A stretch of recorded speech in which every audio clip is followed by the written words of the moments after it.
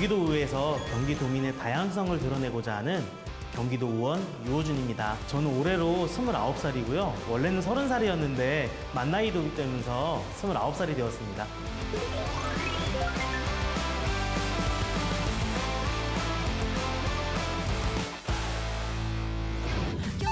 제가 트와이스를 좋아하고 또 그중에서 나연의 팬입니다. 그 이유는 나연이랑 저랑 동갑이거든요. 누가 봐도 또래처럼 보이니까 그런 건데 그래서 마음이 유난히 많이 갑니다. 아무래도 이제 보통 어른들이랑 일을 많이 하게 되는데요. 어른들이랑 일할 때 뭐 제 역할이라는 게 있다 보니까 아무래도 뭔가를 요구한다던가 아니면 따진다던가 그런 것들이 있는데 그럴 때 조금만 더 하면 이제 버르장머리 없어 보인다 이런 얘기를 듣거든요. 그래서라도 조금이라도 나이가 있어 보이면 좋겠다라는 생각을 가끔 합니다. 처음 이 자리에 앉았을 때 좀 책임감도 막중하고 이 공간에서 어떤 일을 해야 될까라는 그 기대감도 되게 컸던 것 같습니다. 선거에 출마했을 때도 당선이 쉽지 않을 것이라고 생각을 했습니다. 아무래도 당시 저희 당의 상황이 좋지도 않았고 그리고 당내에 경쟁자도 계셨는데 정말 감사하게도 저희 주민들과 당원분들께서 저를 선택해 주셔서 의원에 당선되고 정치를 시작할 수 있게 되었습니다. 경기도 의회에는 90년대생 의원님이 6분이 계십니다. 저를 포함해서 장민수, 이자영 두 비례대표 의원님이 계시고요. 안산의 장윤정 의원님, 고양의 정동혁 의원님, 그리고 광주의 오창준 의원님 이렇게 총 6명이 있습니다. 남들은 다 어떤 얘기들 하는지 궁금해 하시는데 주로 그 모임에서 이제 청년 당사자들의 고민을 좀 많이 나누기도 합니다. 취업난의 얘기도 많이 나누고요. 뭐 결혼이라던가 이런 얘기도 많이 나누고 요즘에 이제 주로 나오는 얘기가 의회 관행들을 우리가 어떻게 바라보고 어떻게 바꿔나갈 것인가 이런 얘기들도 종종 하곤 합니다. 역시 첫 외부 활동이었는데요. 저희 민주당 소속 5명의 의원님들이 함께 2022년 6월에 수원역에 위치한 발달장애인 참사 추모 분향소를 방문한 적이 있습니다.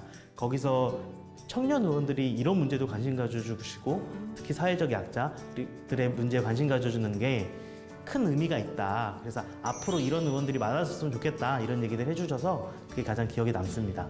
환수를 나서거나 이런 계획이 필요하다고 봅니다. 어떻게 생각하십니까? 구리시에서 이 문제에서 상당히 적극적인 생각을 갖고 있는 것은 틀림이 없습니다. 포괄적인 차별금지법 제정을 권고하고 있다는 것 알고 계시나요? 네, 듣고 알고 있습니다.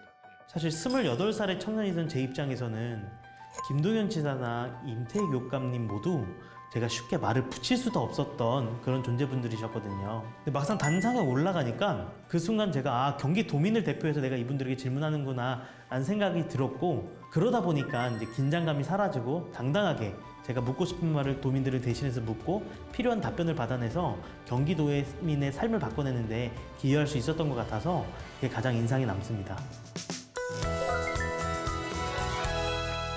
초등학교 4학년 때 아버지가 사업 때문에 저희 가족이 전부 다 중국으로 건너가서 살았는데요. 외국에서 살다 보니까 아무래도 소수자로서의 그런 서러움들을 많이 느꼈던 것 같습니다. 제가 중국에서 살던 시절에 가장 인상 깊었던 것이 2008년의 일인데요. 2008년에 티베트에서 독립을 요구하는 시위가 있었고 그에 따른 이제 중국의 진압 과정 이런 것들이 보도가 되었었는데요. 한국의 뉴스에는 연일 그것이 보도되고 있는데 반대로 중국의 뉴스에는 그렇게 보도가 안 되는 걸 보면서 언론 출판의 자유라던가 아니면 사상의 자유 이런 자유와 인권에 대해서 고민을 많이 할 수 있었고요. 한국으로 돌아오고 나서 이제 아무래도 외국에서 느꼈던 사회적 소수자로서의 삶이라던가 이런 것들로 인해서 사회적 약자에 대한 관심을 더 많이 가지게 되었고 특히 또 인권이란 가치에 대해 제가 많이 고민을 할 수 있었는데요. 마침 학생인권조례 제정운동이 경기도에서 이루어지고 있었을 때입니다. 그 당시에 경기도에서 학생인권조례 제정을 위해서 많은 시민사회단체와 함께 학생 당사자로서 활동을 이어나갔던 기억이 있습니다. 본격적으로 2학년 때부터는 학생인권조례가 시행이 됨에 따라서 더 폭넓은 활동을 할 수 있었습니다. 당시 이제 한진중공업의 정리해고에 맞서서 한진중공업 노조의 이제 김진숙 지도위원이 크레인 위에 올라가서 농성을 진행하셨는데요. 한진중공업 사태 해결을 위한 희망버스가 전국에서 조직되었고 저도 그 희망버스를 함께 타고 내려가서 김진숙 지도위원을 만나고 또 한진중공업 사태 해결을 위해서 함께했던 기억이 있습니다. 그것이 제가 학교 밖으로 나가서 처음으로 이제 사회 문제에 대해서 목소리를 냈던 첫 시작이었습니다.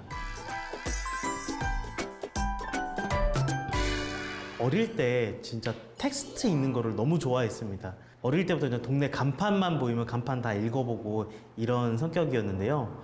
그러다 보니까 집에 저희 어머니가 책을 되게 좋아하셔서 책을 많이 있었는데 초등학교 때 제가 엘빈 토플러의 제3의 물결이라는 책을 읽고 있는 걸 어머니가 보시더니 되게 이 내용 뭔지 알고 있냐 이렇게 물었던 기억이 있는데요. 지금 생각해보면 내용을 알고 읽는다기보다는 그냥 그 글자를 읽는 재미, 책을 읽는다는 그 자체가 되게 즐거웠던 것 같습니다. 그러다가 이제 제가 나중에 이제 책을 한 권 공저로 쓰게 되는데요. 그게 바로 이 책입니다. 이게 외면하지 않을 권리라는 책이고 초판은 다 팔리고 무려 2세까지 했던 나름 시장성을 인정받았던 그런 책입니다.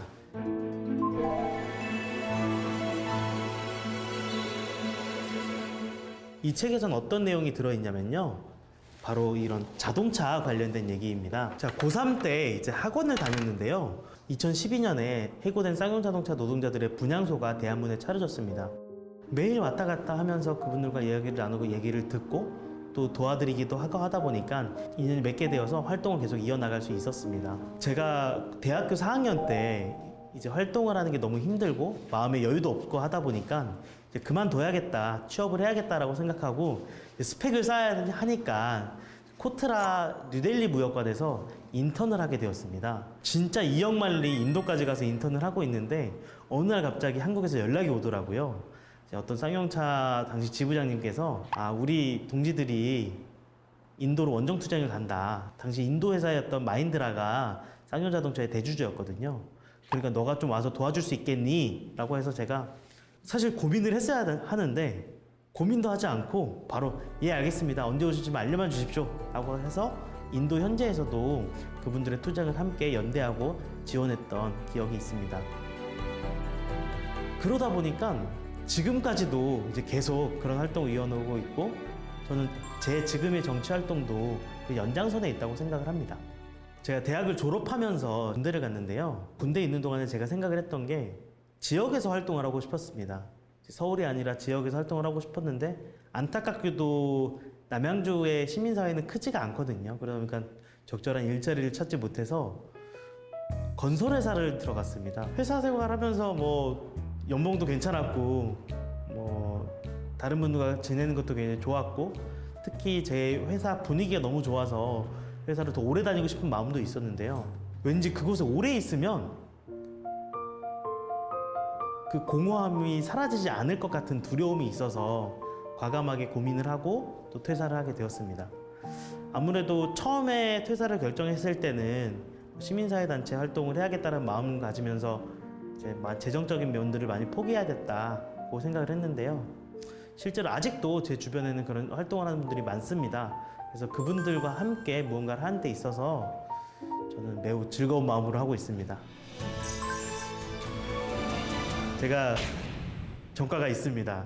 요즘 세상에 무슨 젊은 학생이 전과가 있냐 이렇게 말씀을 하시는데 2013년에 현대자동차 비정규직 문제 해결을 위한 희망버스 투쟁에서 일어난 일로 징역 8개월의 집행유예 1년을 선고받았습니다. 제가 원래는 이제 무역 상사 혹은 이제 무역 공기업 취업을 희망했었는데요. 아쉽게도 그 일로 인해서 해외여행에 결격 사고가 생겨서 그런 쪽으로는 취업을 하기 어려워져서 그게 또 제 인생의 큰 변곡점이 되었던 것 같습니다. 뭐 어떤 분들은 단순하게 전과가 있다. 그래서 뭔가 문제 있는 거 아니 이렇게 봐주는 분도 있지만 그런 분들보다는 요즘 세상에도 이렇게 사회적 약자나 어려운 사람들을 위해서 나서주는 젊은 청년이 있다는 거에 많이들 공감해 주셨고 특히 저는 당의 경선을 치렀는데요. 저희 민주당의 당원들께서 판단을 하셨을 때 그 시절에 제가 활동했던 것들이 지금 현재에도 유효한 가치다라는 거에 동의를 해주셔서 제가 경선을 승리할 수 있었던 것 같습니다. 제가 두 번째로 준비한 소품은 바로 교복입니다. 제가 다니던 학교에서는 야간 자율학습을 11시 반까지 했어야 하는데요. 말이 좋아서 자율이지 실제로는 거의 강제였습니다. 다른 선택권이 없었거든요. 그러다가 학생인권 조례가 생기고 나서부터야 비로소 제가 선택을 할 수 있게 되었는데요. 원한다면 제가 기숙사로 돌아가 부족한 잠을 잘 수도 있었고 읽고 싶은 책을 읽을 수도 있었습니다. 이런 변화가 제가 학교에서 느꼈던 경기도 학생인권 조례가 가져온 변화였습니다. 동의 없는 야간 강제 학습을 11시 반까지 하고 성장기 청소년이지만 운동화 대신 반화 신기를 강요받았던 시절이 있습니다. 지난 20세기 권위주의 정권 시절의 일이 아닙니다. 2009년, 2010년 제가 중학생, 고등학생 때 저희 세대들이 학교에서 처했던 현실입니다. 예를 들어서 학교 배정, 이른바 뺑뺑이라고 하는 문제 때문에 제가 원치 않는 종교대단을 운영하는 학교에 배정될 수도 있거든요. 그 경우에 저는 반강제로 해당 종교 수업을 들었어야 했습니다. 근데 학생인권 조례 제정 이후 대체 수업을 보장하게 됨으로써 그런 선택권이 학생들에게 주어졌습니다. 가장 큰 것은 어른들이 무언가를 시켰었을 때 그것이 맞나? 그것이 옳은 것인가? 한 번쯤 또 고민하게 하는 교육. 저는 그게 우리 경기도 교육이 가야 할 길이라고 생각합니다. 최근 경기도 교육청이 학교 구성원의 권리와 책임에 관한 조례를 이제 발의했는데요. 기존의 학생인권 조례와 교권보호 조례 모두를 폐지하는 것을 전제로 하고 있습니다. 갈수록 퇴행하고 있는 정부 당국의 교육 정책에 대해 우려의 목소리가 커지고 있음에도 정부와 교육부는 불안하며 정책을 내리꽂고 있습니다. 국가의 공교육을 제공하는 경기도 교육청에서 국가인권위원회 법에 근거한 기본적인 차별금지조차 부정하겠다고 선언하는 것은 우리 아이들을 특정 상황에서는 차별해도 된다는 잘못된 신호로 읽히게 될 수 있습니다. 학생도 반대하고 학부모도 반대하고 교사들도 반대하고 있는 정책인데 그럼에도 불구하고 임태규 교육감님께서는 자신의 말이 맞다라고 일방적으로 주장하면서 추진하고 있는 것인데요. 저는 이것이 의회가 어렵사리 제정한 조례들을 일방적으로 폐지하려고 하는 아주 오만한 태도라고 판단하고 있고요. 저는 경기도 의회 의원님들께서 현명한 판단을 통해서 학생인권 조례와 교권보호 조례 모두를 지켜주실 것이라고 믿고 있습니다. 경기 교사노조의 말을 빌려서 대신 말씀드리고 싶은데요. 경기 교사노조에서는 이렇게 말하고 있습니다. 학생인권 조례와 교권 조례 모두가 가지고 있는 고유성을 서로 존중하는 그런 변화를 촉구한다 라고 말씀하고 있습니다. 결국 학생인권 조례와 교권보호 조례가 서로 상충하고 있지 않습니다.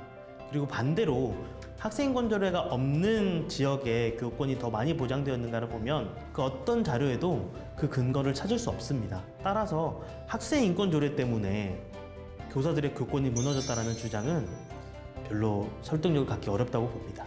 저는 적어도 제가 경기도 의원으로 있는 동안에는 학생인권 조례가 폐지되지 않을 것이라고 저는 확신하고 있습니다.